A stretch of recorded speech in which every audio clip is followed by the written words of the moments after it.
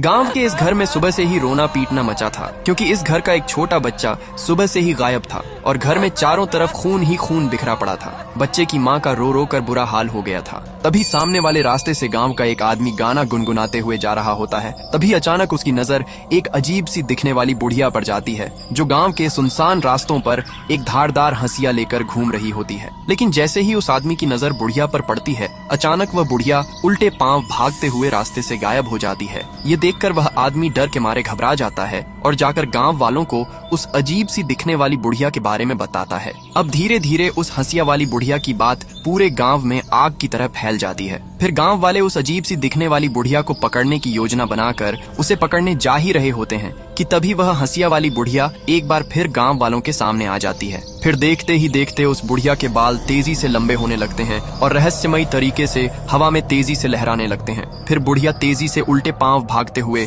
एक बार फिर से गायब हो जाती है। लेकिन सभी गांव वाले एकजुट होकर इस बुढ़िया को ही बच्चे के गायब होने का जिम्मेदार मानकर बुढ़िया को गांव में खोजने के लिए दौड़ पड़ते हैं। लेकिन शातिर बुढ़िया गांव के पीछे वाले सुनसान रास्ते से लोगों की नजरों से बचते हुए एक भारी सूटकेस लेकर भाग जाती है और सूटकेस को झाड़ियों के पीछे बने एक पुराने कुएं में फेंक देती है। तभी गांव वाले बुढ़िया को खोजते हुए उसी पुराने कुएं के पास आ जाते हैं, लेकिन बुढ़िया कुएं में छलांग लगा देती है। तभी कुएं में से एक आवाज आती है, मैंने एक बाबा के कहने पर अपने पोते की सलामती के लिए तेरे बच्चे की बलि चढ़ा दी है। ये सुनकर सभी गांव वाले सन्न रह जाते हैं, लेकिन बेचारी माँ अपने बच्चे के लिए जोर जोर से रोने लगती है। लेकिन फिर भी आपने बेचारे बच्चे के लिए लाइक और सब्सक्राइब नहीं किया।